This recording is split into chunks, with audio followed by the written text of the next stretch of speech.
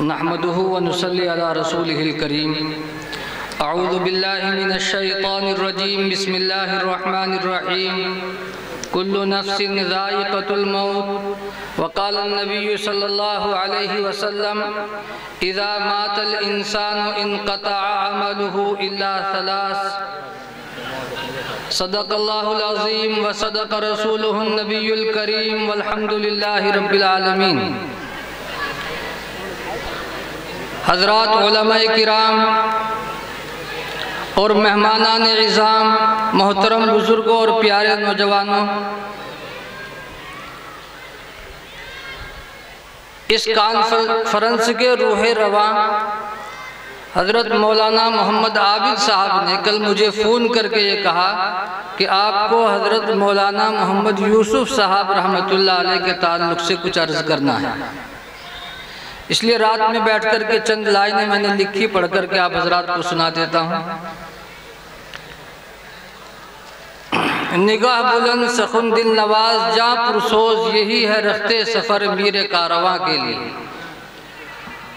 محترم دوستو بزرگوں، موت ایک ایسی حقیقت ہے جس پر ہر شخص پختہ یقین رکھتا ہے، کیونکہ جب سے اللہ پاک نے اس کائنات کو وجود بخشا ہے تب سے یہ مشاہدہ ہے کہ کسی جاندار کو موت سے چھٹکارا نصیب نہیں ہوا۔ امیر ہو یا غریب، عالم ہو یا غیر عالم، کسی محل کا رہائشی ہو یا جھوپڑی کا باشی، اپنی زندگی کے لمحات بتا کر ایک نہ ایک دن اپنے خالق حقیقی سے جا ملتا ہے۔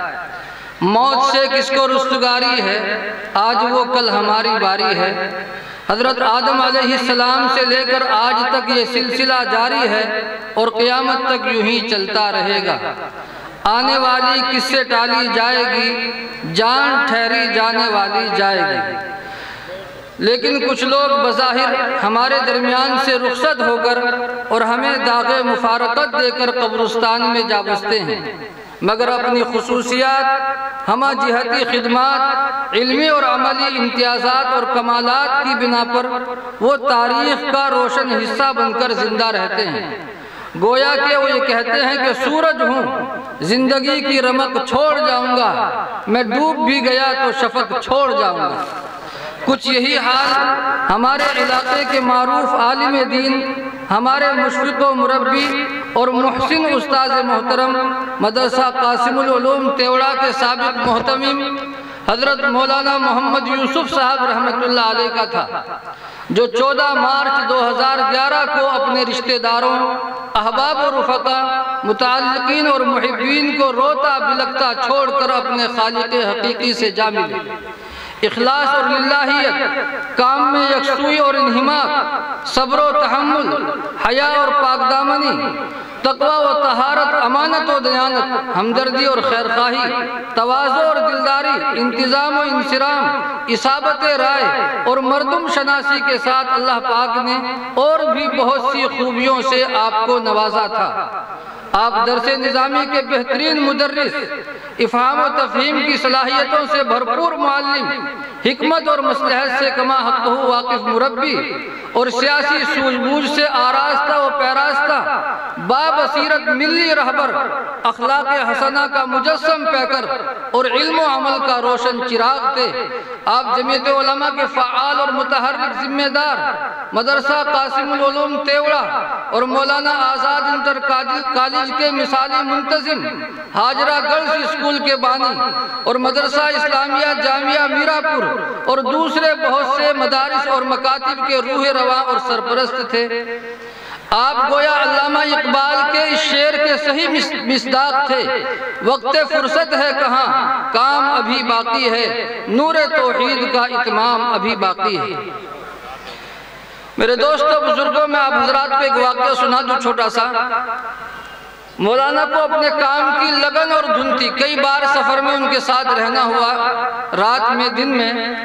ایک بار سفر میں تھے، صبح فجر کی نماز پڑھ کر کے نکلے، کسی کام سے چلے ہوئے جا رہے تھے، راستے میں ایکسیڈنٹ ہو گیا۔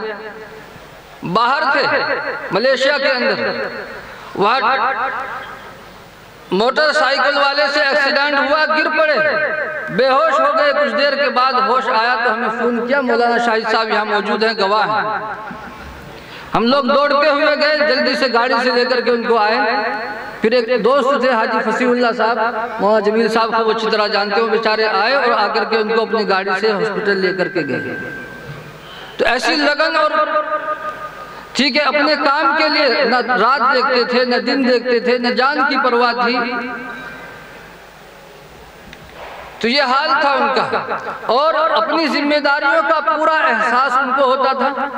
حضرت مولانا مفتی بنیامین صاحب یہاں موجود ہیں، مفتی اقبال صاحب یہاں موجود ہیں۔ ہم نے دیکھا سفر میں بار بار فون کرتے تھے رات کو، فجر کی اذان سے پہلے فلاں بچوں کو اٹھا دو، فلاں کو جگا دو۔ یہ ایسا ذمہ داری کا احساس تھا، اور جب منتظم اپنی ذمہ داریوں کے بارے میں حساس ہوتا ہے تو ماتحتوں پر اس کا ایک اچھا اثر پڑتا ہے۔ اللہ پاک حضرت مولانا کو غریق رحمت فرمائے، ان کے درجات بلند فرمائے، اور ہم سب کو آپ کے نقش قدم پر چلنے کی توفیق عطا فرمائے، آمین یا رب العالمین۔ زمانہ ہو گیا گزرا تھا کوئی بزم انجم سے، غبار راہ روشن ہے بشکل کہکشاں اب تک۔ وآخر دعوانا جزاک اللہ۔ وقت فرصت ہے، کہاں کام ابھی باقی